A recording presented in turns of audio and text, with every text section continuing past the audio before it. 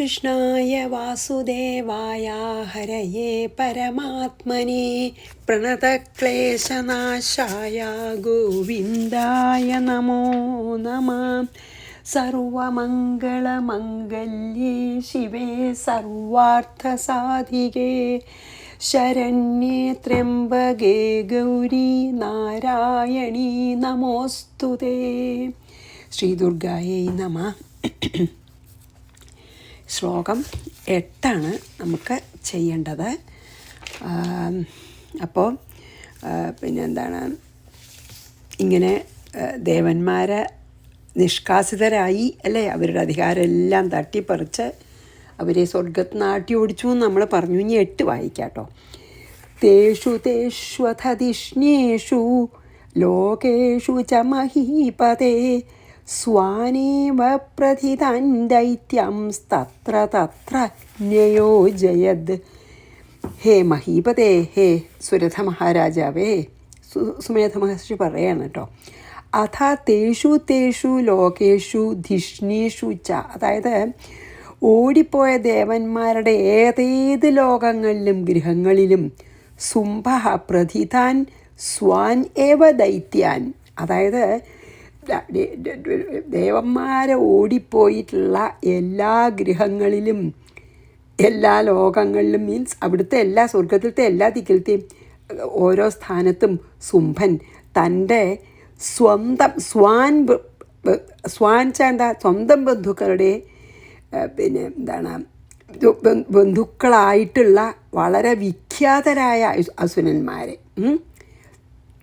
അവിടെയൊക്കെ നിശ്ചയിച്ചു. തത്ര തത്ര ന്യയോജയത്, അവിടെയൊക്കെ നിയോഗിച്ചു എന്ന് പറഞ്ഞാൽ എന്താ, സ്വർഗത്തിൽ നിന്ന് ഇവരെ കാട്ടി ഓടിച്ചപ്പോൾ സ്വർഗത്തിലത്തെ എല്ലാ റെസ്പോൺസിബിലിറ്റീസും ഓരോ ഗൃഹത്തിലും ഒക്കെ ഉള്ള എല്ലാവരും ഓടിപ്പോയില്ലോ. അപ്പോൾ ഓരോരുത്തരോടും ദേവന്മാർ താമസിച്ചിരുന്ന ഗൃഹത്തിലൊക്കെ പോയി ഓരോരുത്തരോട് പ്രമുഖരായിട്ടുള്ള വിഖ്യാതരായിട്ടുള്ള അസുരന്മാരോട്, ഓ നീ ഈ വീടെടുത്തോ, ദേവേന്ദ്രൻ്റെ വീടെടുത്തോ, നീ വേറൊന്നെടുത്തോ, നീ അല്ല ആ ദേവേന്ദ്രൻ്റെ വീട് പക്ഷേ ഈ സുംഭൻ തന്നെയാണ് എടുത്തുള്ളതേ, അല്ലെങ്കിൽ വേറൊരാളോട് ഇതെടുത്തോളൂ. എല്ലാ വീടുകളും ദേവന്മാർ ഉപയോഗിച്ചേർന്ന എല്ലാ ഗൃഹങ്ങളും ഉപകരണങ്ങളും അവിടുത്തെ എല്ലാ റെസ്പോൺസിബിലിറ്റിയും ഒക്കെ സ്വന്തം ബന്ധുക്കളെ കൊണ്ട് അതൊക്കെ ചെയ്യിപ്പിച്ചു. മീൻസ് സ്വന്തം ബന്ധുക്കളെ നിയോഗിച്ചു സ്വർഗത്തിലത്തെ എല്ലാ കാര്യങ്ങൾക്കും. എന്ന് പറഞ്ഞാൽ സ്വർഗം കംപ്ലീറ്റ്ലി എടുത്തുല്ലോ, അവരൊക്കെ ഓടി പോവുകയും ചെയ്തു. അപ്പോൾ സ്വർഗത്തിലത്തെ കാര്യങ്ങളൊക്കെ നോക്കാൻ സ്വന്തം ആൾക്കാരെ വെച്ചു എന്നർത്ഥം ചുരുക്കം. തേഷു തേഷ്വഥതിഷ്ണേഷു ലോകേഷു ച മഹീപതേ സ്വാനേവ പ്രഥിതാൻ ദൈത്യം തത്ര തത്ര ന്യയോജയത്. ഇനിയോ തതോ ദേവാഃ സഹേന്ദ്രേണ ബിഭ്രാണാമാനുഷിം തനും വിചേരുരവനൗ രാജൻ കൃശാ ധമനി സന്തതാഹ. പാവം ഈ അസുരന്മാരുടെ കഥ അല്ല ദേവന്മാരുടെ കഥ കേൾക്കേണ്ടതാ. ഹേ രാജൻ, രാജാവേ, തഥാ ദേവാഹ ഇന്ദ്രേണ സഹ, എല്ലാ ദേവന്മാരും അതിനുശേഷം എല്ലാ ദേവന്മാരും ഇന്ദ്രനോട് കൂടി, ഇന്ദ്രേണ സഹ ഇന്ദ്രനോട് കൂടി മാനുഷിം തനും ബിഭ്രാണ, മനുഷ്യവേഷം ധരിച്ച് എന്താ ചെയ്ത്, അവനൗ വിചേരു, ഭൂമിയിൽ സഞ്ചരിച്ചു. അവനി പറഞ്ഞ ഭൂമിയല്ലേ അവനി. അപ്പം ഇതിങ്ങനെ ആട്ടി ഓടിക്കപ്പെട്ടപ്പോൾ വേഗം ദേവന്മാരൊക്കെ മനുഷ്യവേഷം ധരിച്ച് ഭൂമിയിൽ മനുഷ്യന്മാരെ പോലെ സഞ്ചരിച്ചു. മാത്രമല്ല അവരെ എങ്ങനെയാണ് ഭൂമിയിൽ സഞ്ചരിച്ചിരുന്നതെന്ന് ചോദിച്ചാൽ കൃശാഹ, മെലിഞ്ഞ, കാരണം ഹവിർഭാഗമൊക്കെ അവരെടുത്തില്ലേ. അതായത് ദേവന്മാർക്ക് കൊടുക്കുന്ന എല്ലാ യാഗത്തിനും യജ്ഞത്തിനും ആരെന്തെല്ലാം നൽകുന്നോ അതൊക്കെ ദേവന്മാർ മുഖാന്തരമാണ് വിഷ്ണുവിലെത്തണം. അപ്പോൾ എപ്പോഴും ദേവന്മാർക്ക് ഈ ഹവിർഭാഗം കിട്ടിയില്ലെങ്കിൽ പട്നിയാണ്. അപ്പോൾ അവരും അത് കാരണം ഹവിർഭാഗമൊക്കെ അസുരന്മാരെ അപഹരിച്ചത് കാരണം കൃശാഹ, മെലിഞ്ഞൊട്ടിയിട്ടുള്ള വയറായിട്ടുള്ള മനുഷ്യന്മാർ, ധമനി സന്തതാഹ, ഞരമ്പുകളാണ് എണ്ണാൻ പറ്റും അതുപോലെ മെലിഞ്ഞിട്ട്. നമ്മൾ പറയില്ലേ എല്ല് പെറുക്കിയെടുക്കാൻ എന്നൊക്കെ പറയുമല്ലോ നമ്മളല്ലേ, എല്ലും കോലും എന്നൊക്കെ പറയും. അതുപോലെ എല്ലും കോലുമായി മെലിഞ്ഞ എല്ലും കോലുമായിട്ട് മനുഷ്യന്മാരെ പോലെ ഭൂമിയിൽ അവർ അലഞ്ഞു തിരിഞ്ഞു. ആര്? ദേവന്മാർ. അതായത് ദേവന്മാർ തന്നെ സ്വന്തം രാജാവിനെ സ്വർഗത്തിൽ നിന്നും, അതായത് നോക്കൂ, ആലോചിച്ച് നോക്കിയാൽ നോക്കൂ, കാലം വിപരീതമായപ്പോൾ സ്വന്തം രാജ്യത്തു നിന്ന് ദേവേന്ദ്രൻ പോലും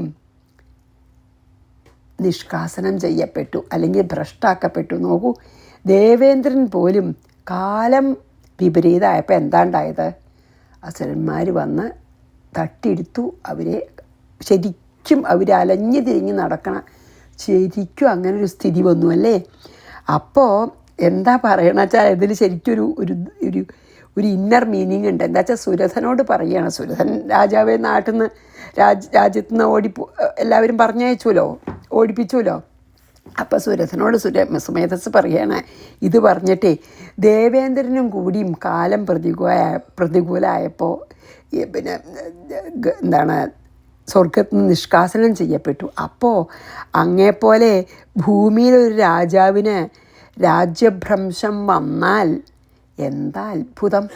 കാരണം അനിത്യമസുഖം ലോകം എന്ന് ഭഗവാൻ ഗീതയിൽ പറഞ്ഞത് വെറുതെ അല്ല എന്ന് പറയുകയാണ് അല്ലേ. ഒരിക്കലും നിത്യസുഖം ഈ ലോകത്തിലില്ല. സുഖവും ദുഃഖവും ഇങ്ങനെ മാറി മാറി വരും. അത് കഴിഞ്ഞാൽ ആ മനുഷ്യൻ ദേഹോപേക്ഷിക്കും, പോവും, വേറൊരു മനുഷ്യ ശരീരം എടുക്കും, പിന്നെയും സുഖവും ദുഃഖവും വരും. അനിത്യം ആണ്, അസുഖമാണ് ഈ ലോകം എന്ന് ഭഗവാൻ പറഞ്ഞത് വെറുതെ അല്ല. അതുകൊണ്ടാണ് ഭഗവാൻ പറഞ്ഞത് എന്ത്? ഈ ലോകം അനിത്യമാണ്, എന്നും സുഖദുഃഖങ്ങൾ നിറഞ്ഞതാണ്. അതുകൊണ്ടാണ് ഇമാം പ്രാപ്യ ഭജസ്വമാം, അതുകൊണ്ട് എന്നെ ഭജിക്കൂ എന്ന് പറഞ്ഞു ഭഗവാനെ. അത് വെറുതെ അല്ല, അത് മാത്രമേ ഒരു സൊല്യൂഷൻ ഉള്ളൂ. അപ്പോൾ ഇൻഡയറക്റ്റായിട്ട് സുരഥനോട് പറയുകയാണ്, ദേവന്മാർക്ക് പോലും ഈ ഒരു അവസ്ഥ ഉണ്ടായി. അതുകൊണ്ട് ലോകത്തിലൊന്നും സ്ഥിരമല്ല. അതുകൊണ്ട് ദേവന്മാർ ദേവിയെ ആശ്രയിച്ച പോലെ, ദേവന്മാരിപ്പോൾ ദേവിയെ പോയി ആശ്രയിക്കും. ദേവന്മാർ മുമ്പേം ചെയ്തുല്ലോ മഹിഷാസുരന് വേണ്ടിയിട്ട്. ദേവന്മാർ ദേവിയെ ആശ്രയിച്ച പോലെ അങ്ങും ദേവിയെ സർവാത്മന ആശ്രയിച്ചോളൂ എന്ന് പറയുകയാണ്. പിന്നെ അതിൻ്റെ ഉള്ളിൽ നമുക്കും ഒരു ഇതുണ്ട്. നമ്മളോടും അതന്നെയാണ് പറയണത്. സുമേധസ് മഹർഷി പറയണത് നമ്മളോടും കൂടിയാണ്. എന്താ പറയണത്? ഈ കഥയിൽ കൂടി സുരഥന് പറഞ്ഞു കൊടുത്ത പോലെ തന്നെ നമ്മളോടും പറയുകയാണ്, അസുഖം ലോകം. നമ്മളോടും സുഖദുഃഖങ്ങൾ മാറി മാറി വരും. നിത്യസുഖം ഈ ഇഹപര ലോകങ്ങളിലില്ല. ഇഹത്തിലും ഇല്ല, പരത്തിലും ഇല്ല, സ്വർഗത്തിലും ഇല്ല നിത്യസുഖം.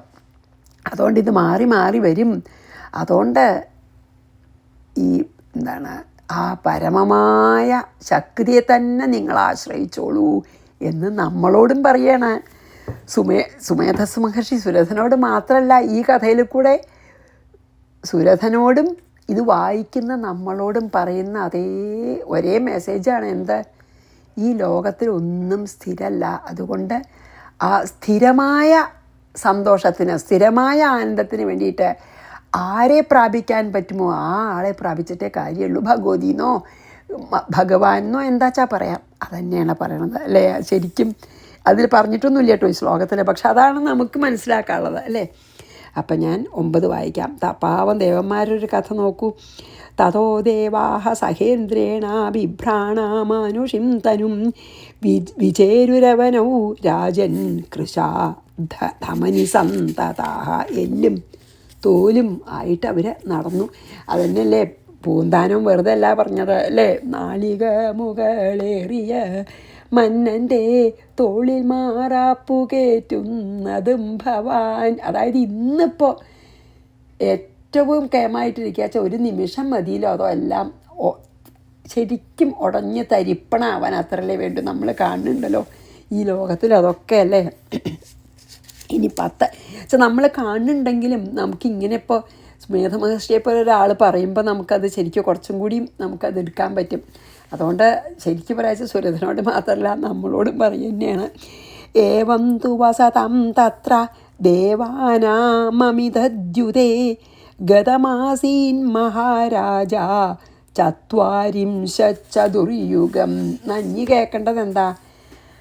അങ്ങനെ എത്ര കാലമാണ് ഈ ദേവന്മാർ നിഷ്കാസിതരായിട്ട് ഈ ദുരിതം അനുഭവിക്കേണ്ടി വന്നതെന്ന് പറഞ്ഞാൽ അതാണ് ഇനി പറയണതിൽ. എത്ര കാലം ഇവർ ഈ ദുരിതം അനുഭവിച്ചു. ഇങ്ങനെ ഭക്ഷണം ഇല്ലാതെ എല്ലും കോലുമായി മനുഷ്യന്മാരെ പോലെ ഭൂമിയിൽ സഞ്ചരിക്കേണ്ടി വന്നു ചോദിച്ചാൽ തത്ര ഏവം വസതാം ദേവാനാം തു, ഇങ്ങനെ ഭൂമിയിൽ ദുരിതവാസം അനുഷ്ഠിച്ചിട്ട് ദേവന്മാരാകട്ടെ ചത്വാരി വംശ ചതുർയുഗം ഗതം ആസീത്, 40 ചതുർയുഗ കാലം കടന്നുപോയിന്ന്. ഒരു ചതുർയുഗം എന്ന് പറഞ്ഞാൽ കൃതയുഗം, ത്രേതായുഗം, ദ്വാപരയുഗം, പിന്നെ കലിയുഗം, 12,000 ദിവ്യവർഷമൊക്കെയാണ് കേട്ടോ. അപ്പോൾ അങ്ങനെ 40 ചതുർയുഗം. ഒരു ചതുർയുഗം എന്ന് പറഞ്ഞാൽ തന്നെ നമുക്ക് ശരിക്കും കോംപ്രിഹെൻഡ് ചെയ്യാൻ പറ്റാത്ത ഒരു വലിയ അത്ര കാലയളവാണ്. അങ്ങനെ പാവം 40 ചതുർയുഗ കാലം കടന്നുപോയി. നോക്കൂ, ചത്വാരിംശ ചതുർയുഗം ഗതം ആസീത്, അത്രയും കാലം ഇങ്ങനെ പട്ടിണി പേക്കോലങ്ങളായിട്ട് ഈ ഭൂമിയിൽ നടക്കേണ്ടി വന്നു വേഷം മാറിയിട്ട്.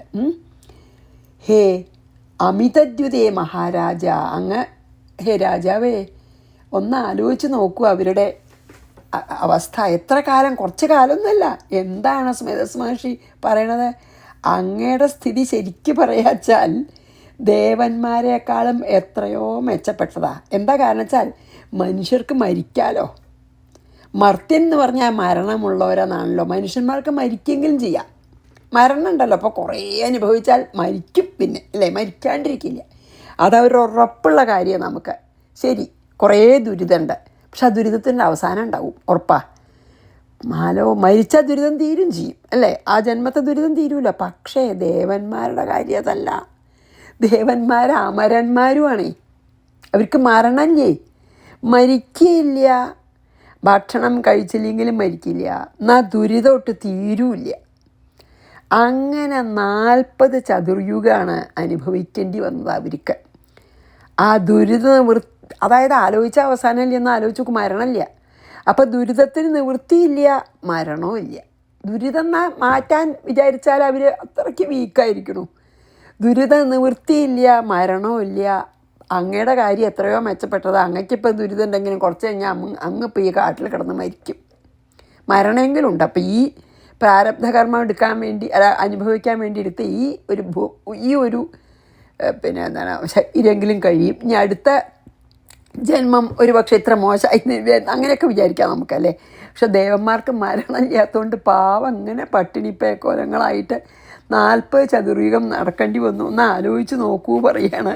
അത് ഈ ശ്ലോകത്തിൽ പറഞ്ഞിട്ടില്ല, പക്ഷെ അല്ല പറയാണ്. അങ്ങനെയാണ് ശരിക്ക് രാജാവിനോട് പറയാം, രാജാവും മെച്ചപ്പെട്ട സ്ഥിതിയിലാണെന്ന്.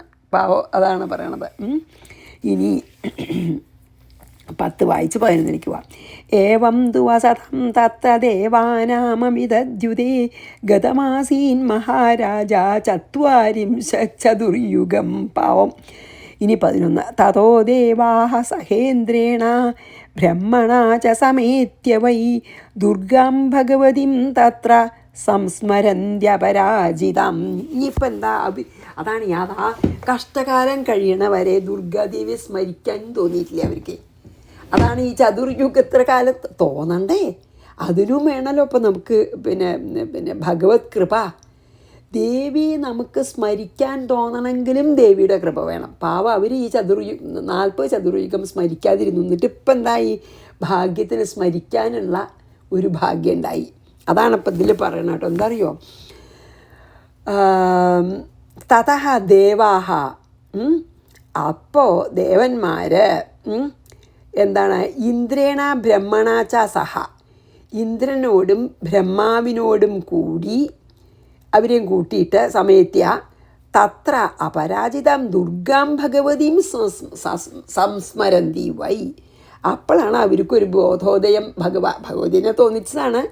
എന്താ അറിയോ, അവർ അപ്പോഴാണ് എന്നാൽ നമുക്ക് ഭഗവതിയെ സ്മരിക്കുക എന്ന. അതായത് ദേവന്മാർ ഇന്ദ്രനെയും ബ്രഹ്മാവിനെയും, ഓഫ് കോഴ്സ് ഇന്ദ്രൻ ദേവൻ തന്നെയാണല്ലോ. അപ്പോൾ ദേവന്മാരും അതായത് ഇന്ദ്രനും ദേവന്മാരും ബ്രഹ്മാവിനെയും കൂട്ടിയിട്ട് അപരാജിതയായ ദുർഗാദേവി, അതാണ് ദുർഗാം ദേവിയും അപരാജിതാം ദുർഗാം ദേവിയും ദുർഗാം ഭഗവതിയും എന്ന് പറഞ്ഞാൽ എന്താ? അപരാജിതയായിട്ടുള്ള ദുർഗാ ഭഗവതിയെ സംസ്മരന്തിയുമായി സ്മരിച്ചു. അതായത് ഒരിക്കലും ഒരാളോടും പരാജയം ഏൽക്കാത്ത ഒരു ശക്തിയുള്ളൂ, അതാണ് ആ മഹാശക്തി. ബാക്കി എല്ലാവർക്കും പരാജയം ഉണ്ടാവാം, ദേവിക്ക് പരാജയം ഉണ്ടാവില്ല. അതുകൊണ്ടാണ് അപരാജിത എന്ന് പറഞ്ഞത്. അങ്ങനെ ആളടുത്ത് പോയിട്ടല്ലേ കാര്യമുള്ളൂ. അപ്പോൾ ദേവന്മാർക്ക് ഒരു ബോധോദയം കഷ്ടിച്ചുണ്ടായി. ബ്രഹ്മാവിനെയും കൂട്ടി, ബ്രഹ്മാവും കൂടി അവരുടെ കൂടെ. എന്നിട്ട് ദേവിയെ സ്മരിച്ചു. എങ്ങനെയുള്ള ദേവിയെ? അപരാജിതയായിട്ടുള്ള ദേവിയെ അവർക്ക് സ്മരിക്കാനുള്ള ഭാഗ്യം ഉണ്ടായി. ഇനി അതെന്താ അറിയോ, ഓർമ്മയുണ്ടോയെന്നറിയാം. അപ്പോൾ പറഞ്ഞല്ലോ ദേവി എന്ത് വരാൻ വേണ്ട വെച്ചാൽ ഇവർ പറഞ്ഞ് ആപത്തിൽ സ്മരിക്കാൻ സാധിക്കണമെന്നും കൂടിയും അവർ പറഞ്ഞു. ഓർമ്മയില്ലേ നമുക്കത്? ഇപ്പം നമ്മൾ കണ്ടപ്പോൾ ഭഗവതി സന്തോഷമായി എന്ത് വരാൻ വേണ്ട ചോദിച്ചുല്ലോ.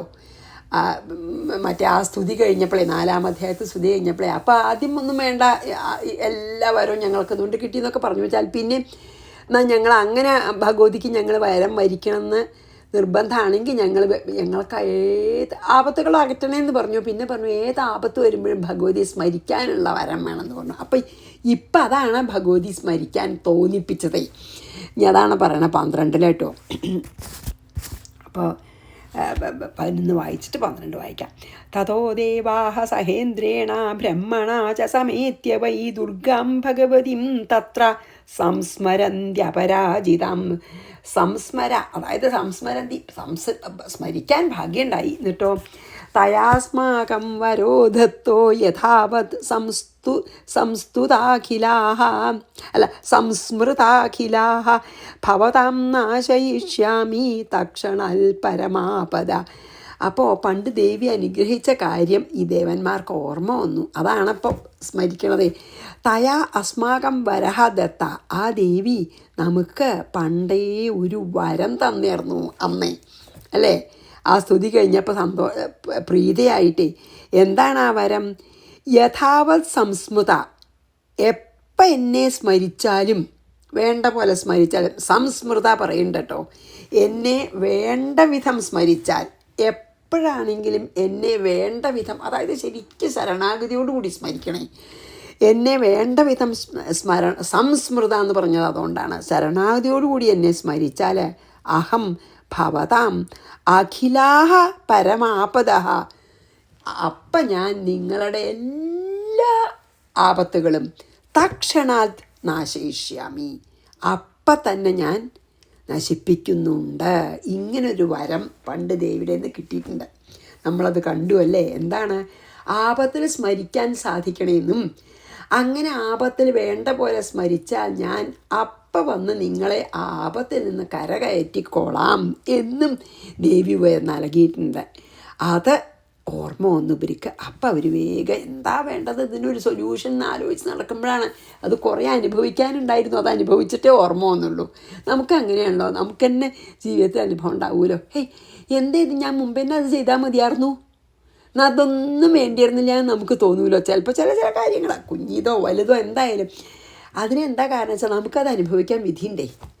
അപ്പം ആ അനുഭവിക്കാനുള്ള പ്രാരബ്ധകർമ്മം അനുഭവിക്കാനുള്ള ആ ഒരു കാലം കഴിയണ വരെ നമുക്ക് എത്ര അതറിയാമായിരുന്നു വെച്ചാലും തോന്നില്ല, നമ്മൾ ചെയ്യൂല. അപ്പം അതുപോലെ തന്നെയാണ് ഇവർക്ക് 40 ചതുർയുഗം ദുരിതം അനുഭവിക്കാനുള്ള വിധിയുണ്ട്. അപ്പം അത് കഴിയണ വരെ ദേവി വരം തന്ന കാര്യമൊന്നും ഓർമ്മിച്ചില്ല. അത് കഴിയുമ്പോഴേക്കും കാലം തെളിഞ്ഞു തുടങ്ങി. അതാണ് അപ്പോൾ ദേവി നമുക്ക് ഇങ്ങനൊരു വരം തന്നിട്ടുണ്ടല്ലോ. അപ്പോൾ ദേവിയെ വേണ്ട പോലെ സ്മരിച്ച അപ്പോൾ ദേവി വന്ന് നമ്മുടെ ആപത്തുനിന്ന് നമ്മളെ കരകയറ്റും എന്ന് അവർക്ക് ഓർമ്മ വരികയാണ്. അപ്പോഴാണ് അവർ സ്മരിച്ചത് കേട്ടോ. തയാസ്മാകം വരോദത്തോ യഥാവത് സംസ്മൃതാഖില ഭവതാം നാശയിഷ്യാമി തക്ഷണൽ പരമാപദ. അതാണ്, അത് വളരെ ഇതാണല്ലേ. അതെ, നമുക്ക് ശരിക്കും സമയം വന്നാലേ നമുക്കത് ചെയ്യാൻ പറ്റുള്ളൂ. അപ്പം എത്ര അനുഭവിക്കേണ്ട വെച്ചാൽ അത് അനുഭവിച്ച് കഴിഞ്ഞിട്ട് എന്നുള്ളതൊക്കെ ഒന്ന് നമുക്ക് മനസ്സിലാക്കാൻ ഒരുപാട് കാര്യങ്ങളുണ്ട്. ഇതി കൃത്വാ മതിം ദേവാ ഹിമവന്തം നഗോത്തമം ജഗ്മുസ്തത്ര തതോ ദേവീം വിഷ്ണുമായം പ്രദുഷ്ടു ദേവാഹ ഇതി മതിം കൃത്വ. ദേവന്മാർ ഇപ്രകാരം മതിം കൃത്വ വെച്ചാൽ ആലോചിച്ച്, അതായത് ബുദ്ധിയിൽ ഇതൊക്കെ വന്നു, അപ്പോൾ അതൊക്കെ തീർച്ചയാക്കിയിട്ട് ആലോചിച്ച് തീർച്ചപ്പെടുത്തിയിട്ട് നഗോത്തമം ഹിമവന്തം ജഗ്മു. പർവ്വതങ്ങളിലും നഗം എന്ന് പറഞ്ഞാൽ പർവ്വതമാണ്. നഗോത്തമ ആരാ? ഹിമാലയ അല്ലേ? ഉത്തമ പർവ്വതം ഹിമാലയം. ഹിമാലയ അതായത് പർവ്വത ശ്രേഷ്ഠനായിട്ടുള്ള ഹിമവാനെ ജഗ്മു, അതായത് അങ്ങോട്ട് പോയി, ഹിമാലയത്തിലേക്ക് പോയി. എന്തിനാ? ദേവിയെ പ്രാർത്ഥിക്കാനാ. തതഹ എന്നിട്ട് തത്ര ദേവീം വിഷ്ണുമായാം പ്രതുഷ്ടൂഹു. എന്നിട്ട് അവിടെ ഭഗവതി വിഷ്ണുമായ ഭഗവതിയെ സ്തുതിച്ചു. പിന്നെ അവിടെ ചെന്നിട്ട് ഹിമാലയത്തിൽ ചെന്നിട്ട് വിഷ്ണുമായെ അവിടെ പോയി സ്തുതിച്ചു. അതായത് ഇവർക്കിത് ഓർമ്മ വന്നപ്പോൾ അവർ എന്ത് ചെയ്തു? ഉടനെ നമുക്ക് നങ്ങിപ്പോവുക, ദേവിയെ സ്മരിക്കുക, ദേവി എല്ലാ ആപത്തും നമ്മളെ കരകയറ്റുള്ളൂ എന്ന് പറഞ്ഞിട്ട് ദേവി ഹിമവാനിലാണല്ലോ. അപ്പോൾ വേഗം ഹിമാലയത്തിലേക്ക് പോയി അവിടെ ചെന്ന് വിഷ്ണുമായാദേവിയായ ഭഗവതിയെ സ്തോത്രം ചെയ്തു എന്നാണ്. വിഷ്ണുമായായിട്ടുള്ള ഭഗവതിയാണ്, അതാണ് വൈഷ്ണോദേവി. ഞാൻ പോയിട്ടില്ല, അനവധി ആൾക്കാർ ഇത് കേൾക്കണവർ പോയിട്ടുണ്ടാവും വൈഷ്ണോദേവിയുടെ അമ്പലത്തിലേക്ക്. അപ്പോൾ ആ വൈഷ്ണോദേവിയാണ് സ്തുതിച്ചതെന്നാണ് പറയണത് കേട്ടോ. ഇനി നല്ല സ്തുതിയാണ് ഇത്. നമുക്ക് നമ്മൾ നല്ലോണം കേട്ട് പരിചയം ഉണ്ടാവാം എല്ലാവർക്കും. ഇനി 14 തൊട്ട് സ്തുതിയാണ് കേട്ടോ, വളരെ വിശേഷമായിട്ടുള്ള സ്തുതിയാണ്. ഇനി 13 വായിച്ചിട്ട് ഞാൻ 14ലേക്ക് പോവാം. ഇതി കൃത്വാ മതിം ദേവാ ഹിമവന്തം നഗോത്തമം ജഗ്മുസ്തത്ര തതോ ദേവീം വിഷ്ണുമായം പ്രതുഷ്ടു. പറഞ്ഞു വെച്ചാൽ എന്താ? പിന്നെ എന്താണ്? സ്തോത്രം ചെയ്ത് പിന്നെ സന്തോഷിപ്പിച്ചു ഭഗവതി. എന്താ സ്തോത്രമാണ്, എങ്ങനെയാണ് സ്തോത്രം ചെയ്തത്, അല്ലെങ്കിൽ ആ ചെയ്ത സ്തോത്രമാണ് ഇനി പറയണത്. നമോ ദേവ്യൈ മഹാദേവ്യൈ ശിവായൈ സതതം നമ പ്രകൃത്യൈ ഭദ്രായൈ നിയതാ പ്രണതാ സ്മതം. ദേവ്യൈ നമ.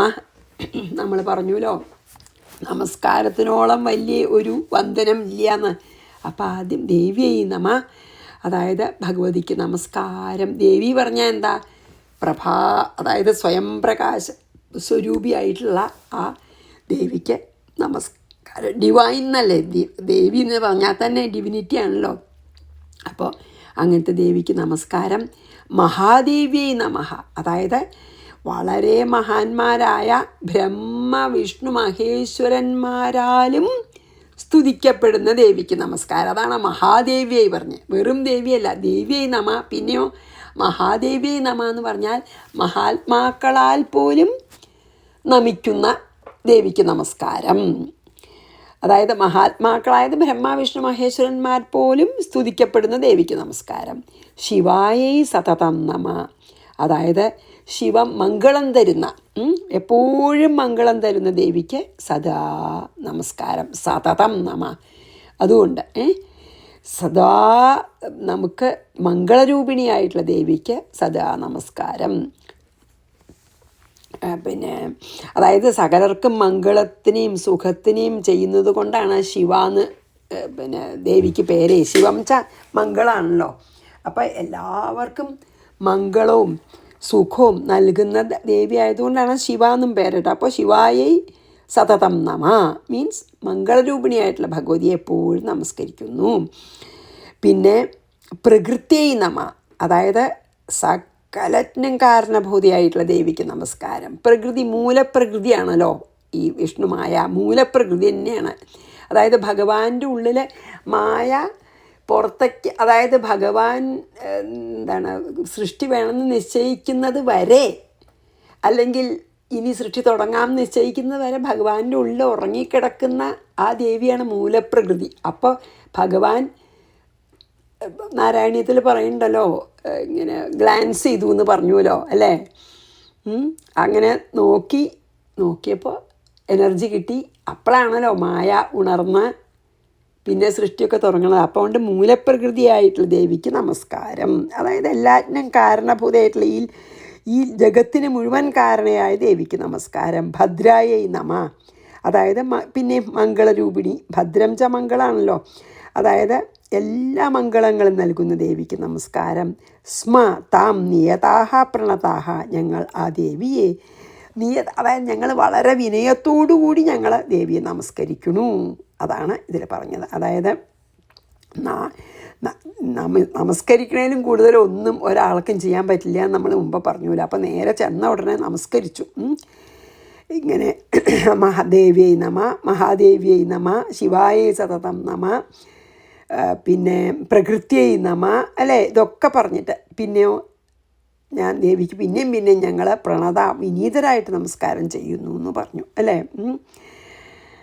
അതാണ് ഞാൻ വേറൊരു ദിക്കിലത് വായിച്ചിട്ടുണ്ട്. നമ പദസമർപ്പണാത് അപരമസ്തിക്കും തർപ്പണം. അതായത് നമ എന്ന് പറയുന്നതിനേക്കാളും ഉത്തമമായിട്ട് ഇനി വേറെ ഒരു പൂജയില്ല എന്ന്. അത് മനസ്സോട് കൂടിയിട്ട് വേണം കേട്ടോ. നമ എന്ന് പറയുമല്ലോ, ആ നമ എന്ന് പറയുന്നതിലും വലിയൊരു പൂജ അത് ആത്മാർത്ഥമായിട്ട് ചെണ്ട സർവാത്മനാ നമ്മൾ നമ്മളെ തന്നെ സമർപ്പിക്കുന്നതിനാണ് നമ എന്ന് പറയുന്നത്. അപ്പം അതാണ് ഇവരിവിടെ ചെയ്തത്.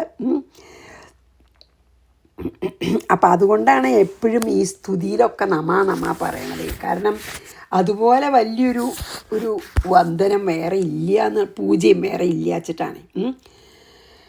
ഇനി അപ്പം നമുക്ക് 14 വായിച്ച് 15ലേക്ക് പോകാൻ നോക്കട്ടെ. സമയം കേട്ടോ ചിലപ്പോൾ ആയിട്ടുണ്ടാവും. നിർത്താൻ ഇവിടെ നമുക്ക് ആദ്യം അടുത്ത പ്രാവശ്യം 14 തൊട്ട് ആദ്യം ചെയ്യാം. ഒന്നുമില്ല, അതിൽ വെറും നമസ്കാരമല്ലേ ഉള്ളൂ. അപ്പം ഞാൻ ഇവിടെ നിർത്താം. ശ്രീകൃഷ്ണാർപ്പണമസ്തു. സർവത്ര ഗോവിന്ദനാമ സങ്കീർത്തനം. ഗോവിന്ദ ഗോവിന്ദ. ഗുരുവായൂരപ്പാ ശരണം. ശ്രീ ദുർഗായൈ നമഃ.